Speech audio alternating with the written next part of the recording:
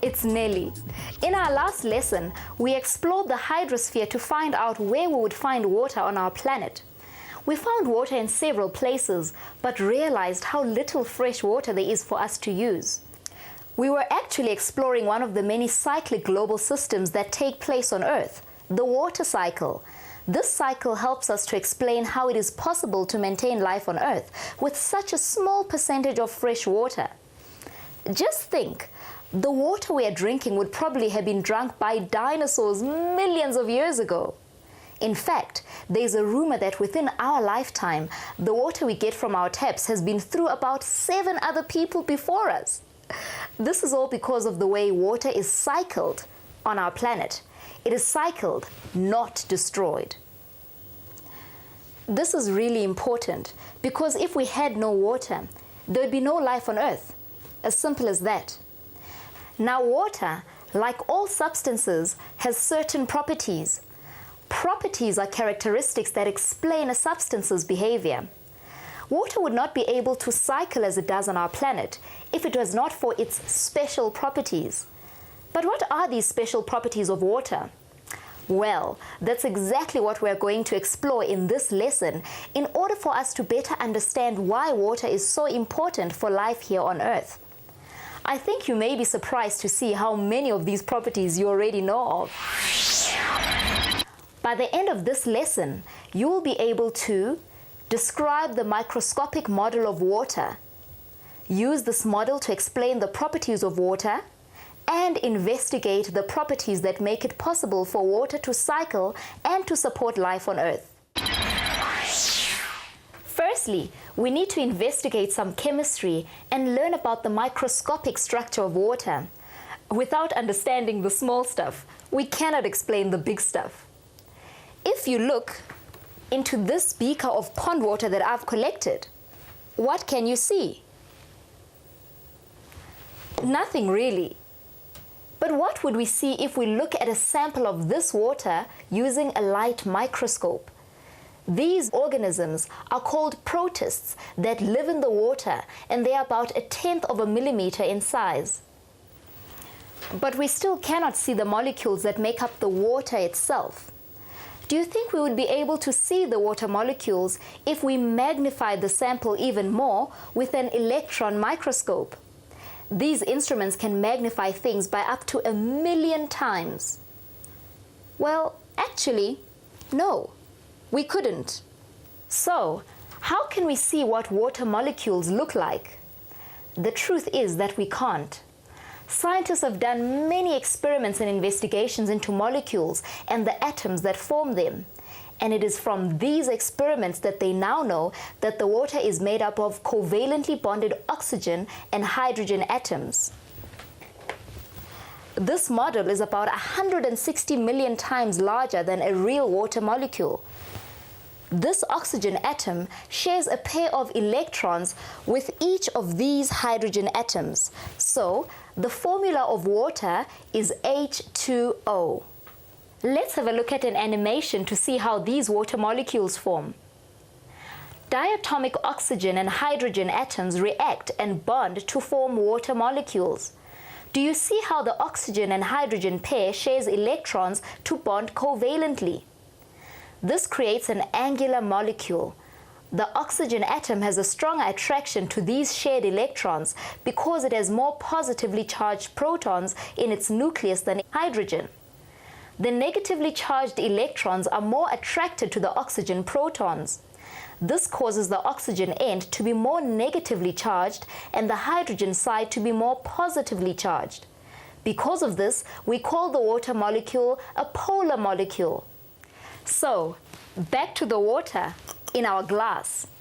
There are millions of these water molecules in this glass.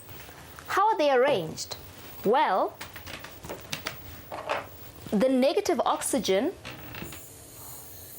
of this polar molecule is very attracted to the positive hydrogens of other water molecules. This attraction is very strong because of intermolecular forces between water molecules called hydrogen bonding.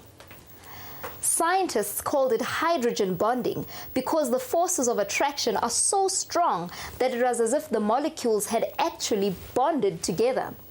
In actual fact, it is not bonding at all. No sharing or donating of electrons, just very strong intermolecular forces. These three diagrams show the arrangement of water molecules in three phases: gas, liquid, and solid. I would like us to now discuss each one of these phases in more detail. We will start by looking at water molecules in the liquid phase. In a liquid, the water molecules roll over each other, keeping an attraction between one another. These forces of attraction are what make water so important.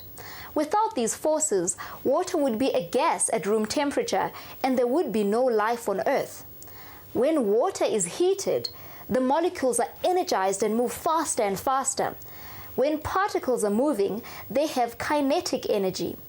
When they have enough kinetic energy to overcome the strong intermolecular forces of attraction, they fly away from each other and form water vapor. Now that we have seen the microscopic model, let's investigate the phase changes of water by melting some ice in the sun and taking some temperature readings.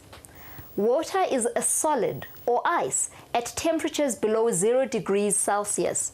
It starts changing phase and reaches its melting point at 0 degrees Celsius. The interesting thing to notice is that as long as the ice is melting naturally, the temperature remains at 0 degrees until all the ice is gone. Only after the phase change is complete does the temperature slowly increase to room temperature. When heat is added to the liquid water, the temperature rises steadily. But what happens as the water starts to boil? As the liquid water changes phase to become a gas, you should notice lots of bubbles form in the liquid and rise to the surface. These bubbles contain water vapor. Obviously, all of the water does not become vapor all at once. Now notice that even though it is continually being heated, the water remains at a constant temperature of about 100 degrees, depending at which altitude you are doing the boiling. We can summarize what we have just observed in a temperature versus time graph.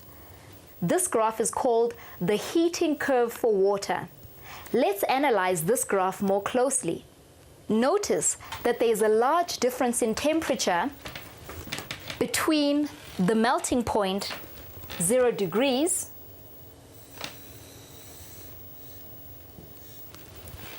and the boiling point of water, about 100 degrees Celsius. This large difference in temperature is because of the strength of the intermolecular forces, hydrogen bonds, found in water. Remember, there are a huge number of hydrogen bonds in a single glass of water, and they require lots of energy to break. So, water can absorb a lot of heat before changing phase from a solid to a liquid or from a liquid to a gas. Water can also lose a lot of heat energy before it freezes. Now, at the average temperature on Earth, water is found in its liquid form. Large changes in temperature from this average are needed to cause water to freeze or boil. This is also important in lakes and oceans because they can store, transport, and release heat during changes in weather without the temperature changing very much within the water. The temperature of the oceans is very important as it powerfully affects Earth's weather and climates. When water cools, the water molecules have less kinetic energy and the temperature of the water decreases steadily. But close to 0 degrees, the molecules begin to rearrange themselves and form lots of hydrogen bonds. In a solid, the water molecules are arranged in a regular pattern called a lattice. This regularity causes the molecules to be further apart than when they roll over each other in liquid form. This means that ice takes up more space than water. Try this as an experiment. Fill 2 plastic bottles with water. Next, place one in a freezer. What predictions can you make? Have a look.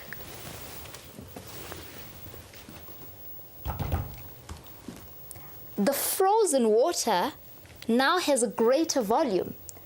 The mass of the water did not change, so this means that ice is less dense than liquid water. Because ice is less dense than water, it can float on top of liquid water.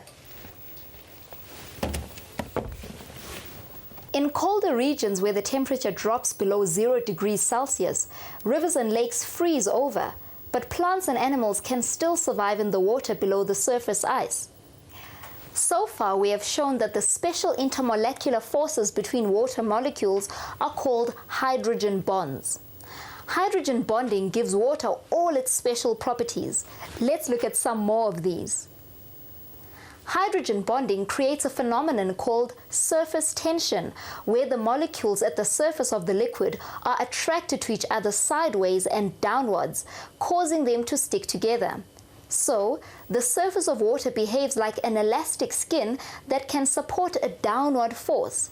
This surface tension allows insects to walk on water or mosquito larvae to live in still water and breathe through the surface.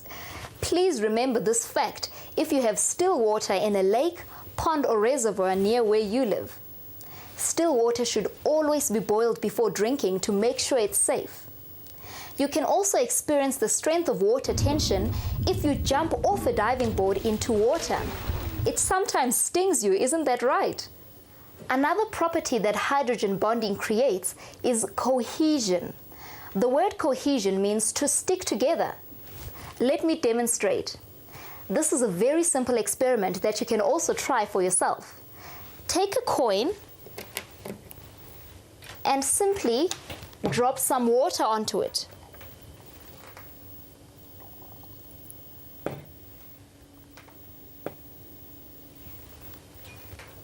What happens to the water? The water groups together in the middle of the coin. The water molecules form droplets because they are attracted to each other more than they are attracted to the surface they are on. This property of water molecules is called cohesion. In this glass, however, the water molecules are more attracted to the glass than they are to each other, so they spread out and fill the glass. If we pour out the water, the glass is still wet inside. This phenomenon is called adhesion. The word adhesion means to stick to something else. The molecules now have a stronger attraction to the glass's surface than to each other. Due to cohesion and adhesion, water is also able to move up tubes against gravity. The thinner the tube, the higher it can move up. This very special property of water is called capillarity. This animation shows how cohesion and adhesion assist in capillarity. Do you see that because water adheres to the side of the tube, it moves up, but because the molecules also stick to each other, the molecules in the middle are pulled up as well. Capillarity is very important for plants because it enables water to move up the stem into the higher parts of the plant. The final property we will investigate is the dissolving power of water. We know that water is a very good solvent because many substances can easily dissolve in water. But did you know that 50% of our blood is made up of water, while the other 50% is made up of cells and proteins and dissolved ions? These dissolved ions and floating substances can be transported around the body and used where they are needed because of water's good dissolving abilities. I am sure that you'll agree that water is an incredibly amazing substance. Without it, there would be no life. On that note, here's your task for today. Investigate which substances dissolve in water and which substances do not. You need to test substances from your kitchen or environment. Try to categorize what kinds of things dissolve in water and what things do not. Once you have conducted your investigation, remember to write a report in which you discuss your method and results. See if you can explain why water is able to dissolve substances like table salt, but not chalk, by referring to the microscopic model of matter. Do join me for the next lesson when we will look at chemical changes taking place as part of the water cycle. Goodbye.